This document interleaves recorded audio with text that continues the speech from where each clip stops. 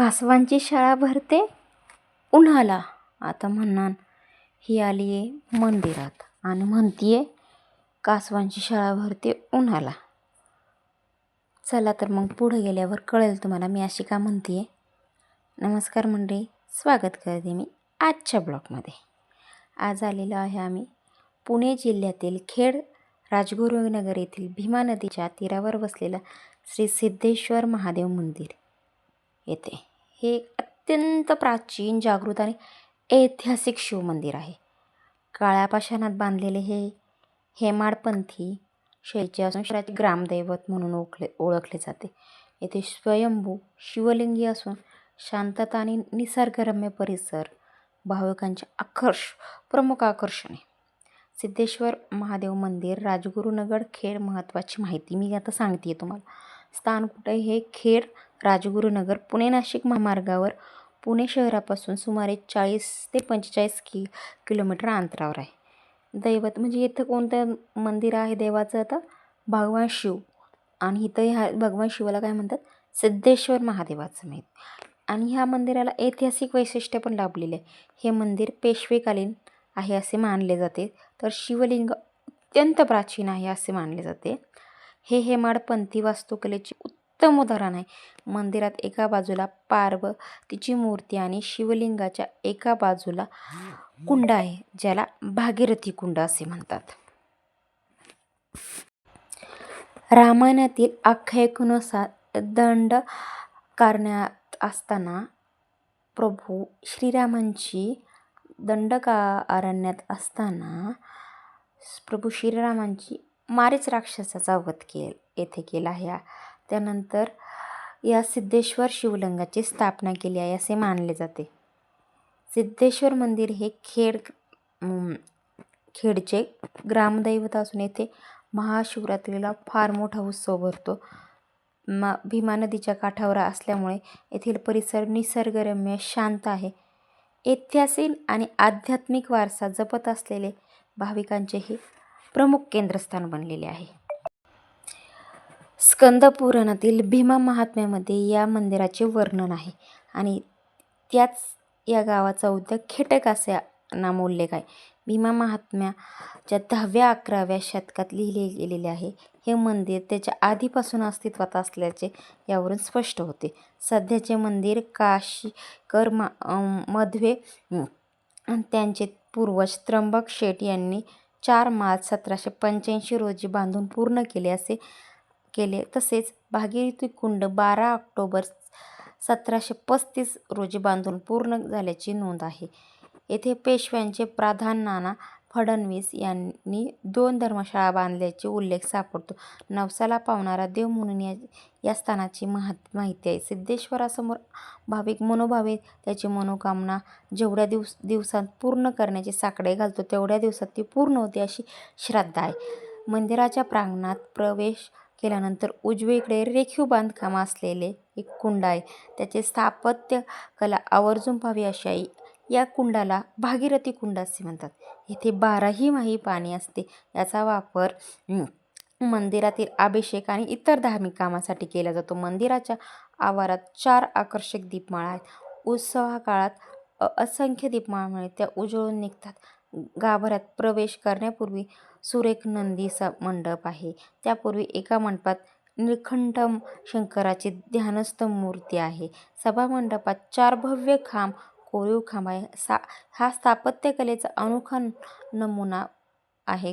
गर्भगृह द्वारपाल जय व विजय आणि वर चौकटीवर गणेशाची प्रतिमा कोरली आहे. गर्भगृहात प्रवेशाचे स्वयंभू लिंग आहे आणि तेथे एका बाजूला पार्वती प्रतिष्ठापित आहे.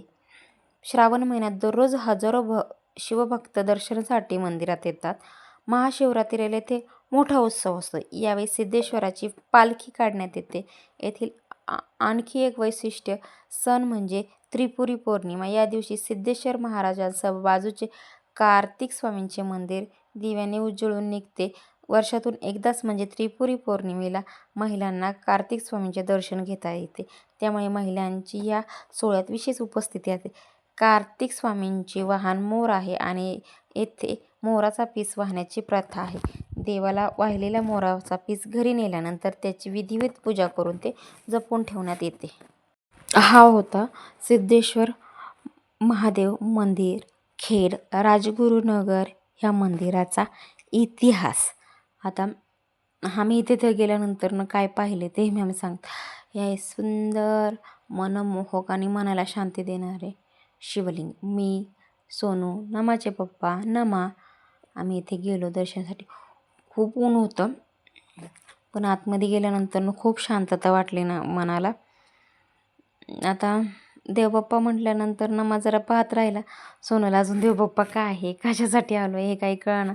ते जरा नवीनच सगळं काही असल्यामुळं सगळं जरा पाहत होती. आणि मलाही वाटलं खेडला गेलो म्हणून सिद्धेश्वराच्या दर्शनाला जाऊया म्हणून माझ्या पप्पांना म्हटलं आपण जाऊया. आणि मी गेलो. खूप ऊन होतं म्हणून सनकोट घातला होता, ओढणी बांधली होती, काही काढले नाही, तसंच गेलो होतो कारण का आम्हाला जरा घाई होती घरी जायची. म्हणून म्हटलं पटकन दर्शन घेऊ आणि जाऊ. आता महादेवाच्या मंदिरात आलो आणि पटकन गेलो असं काही होत नाही. म्हटलं चला आता आलो आहे तर थोडा वेळ लागणारच आहे, पण सगळ्या मंदिरात फिरू कारण का परत येतो आहे नाही येतो हे काही सांगता येत नाही. हे मुख्य मंदिरातलं आतमधलं शिवमंदिर आहे, शिवपिंडी आहे. आणि मंदिराचे खांब, त्याची कमानी खूप पुरातन आहे आणि दगडी बांधकामे.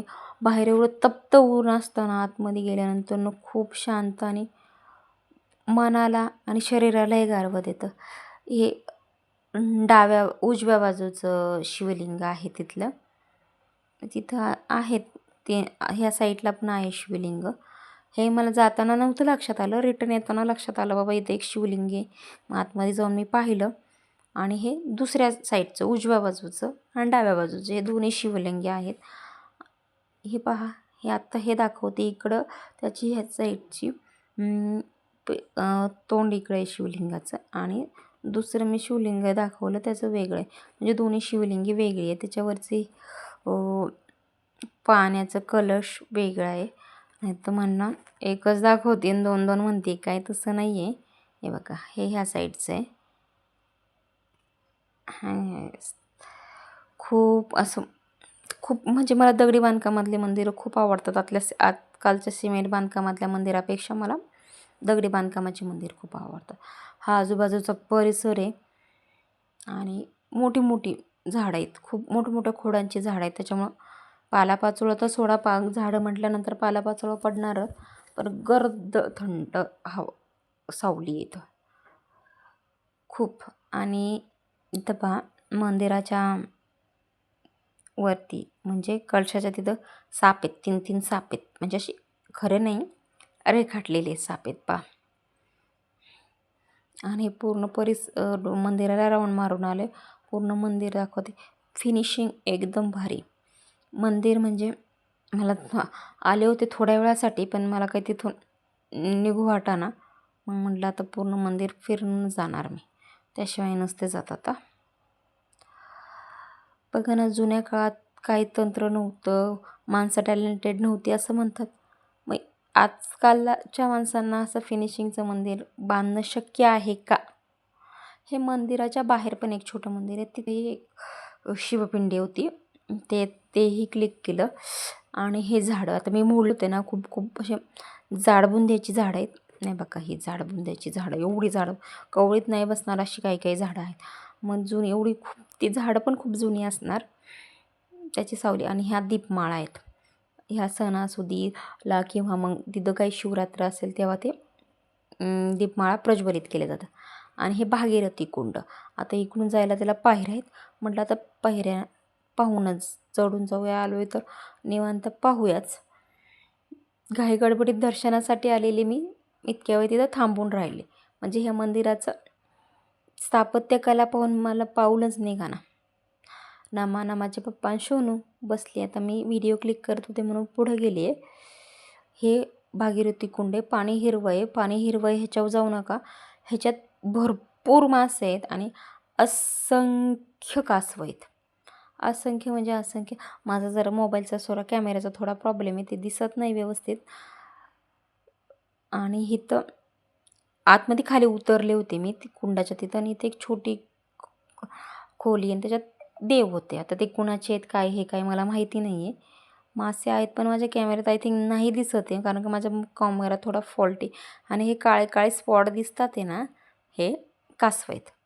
आता मी दुसऱ्या व्हिडिओमध्ये व्यवस्थित दिसलं तर सांगते, सगळीकडं कडेला जेवढं सगळं कासव आहेत ना, उन्हाला येऊन बसला ते.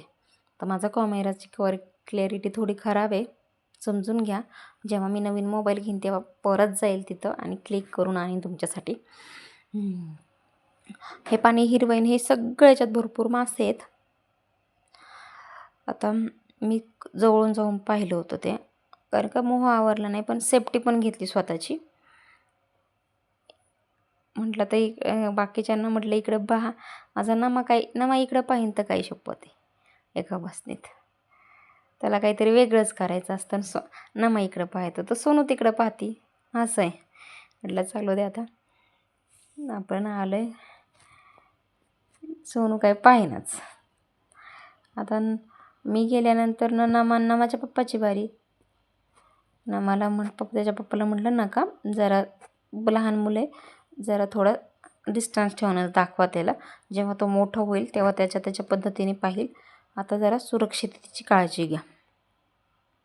पण तो कसला आहे, त्याला जायचंच होतं तिथं, त्याला पाहायचंच आहे. हे आजूबाजूचा परिसर आहे पहा,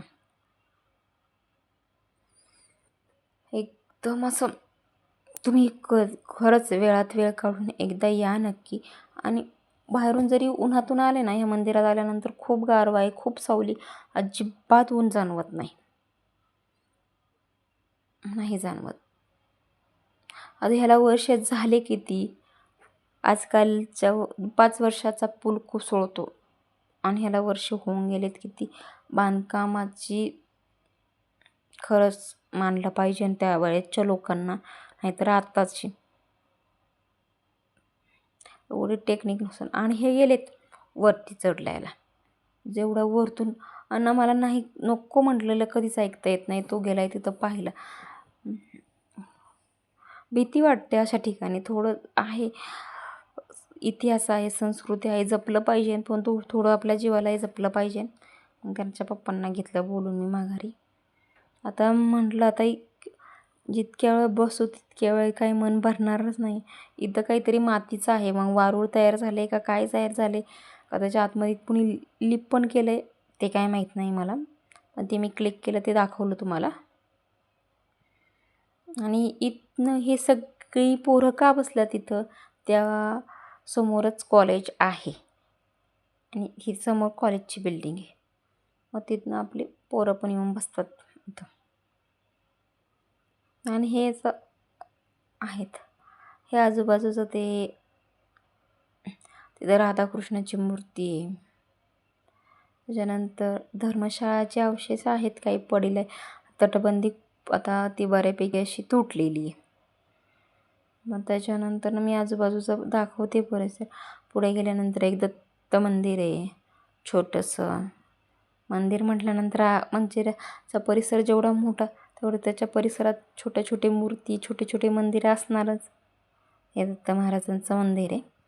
त्याच्यानंतर ना, आता मी मग अशी माहिती सांगितली पूर्ण, त्याच्यात सांगितलं होतं कार्तिक स्वामींचं मंदिर. AI समोर कार्तिक स्वामींचं मंदिर. ही कडेची संरक्षण भिंत पडली. आता म्हणतात आहे तिथं आजूबाजूला गार्डन तयार करणार आहे. बघू आता, केलं तर ठीकच आहे. दाखव, विरगळी पण आहेत तिथं. कार्तिक स्वामींचं मंदिर आहे. तिथं लिहिलं होतं स्त्रियांना प्रवेश नाही म्हणून मी लांबून दाखवलं आहे. वन नको रिस्क. आणि हे दाखवते एक कलेला कुठेही गेलं तरी तोड नसते. मी म्हटलं ना, हातात बसणार नाही एवढं खोड आहे. आता त्याच्यावर काढलेला गणपती येतो. कलेला तोड नसते हे इथंच. अण्णा माझे पप्पा हाका मारत होते म्हणून गेलो आम्ही. आता हा ब्लॉग कसा वाटला, आता घरी जायचं ऊन झालं, घरी जायची तयारी. ब्लॉग कसा वाटला नक्की कमेंट करून सांगा. आणि हे बघा, कासवाची शाळा भरली उन्हाला, खूप कासवं बसलात उन्हाला. काय मोमेंट झाली. ब्लॉग कसा वाटला आणि तुम्ही पण एकदा या मंदिराला भेटण्यासाठी. धन्यवाद.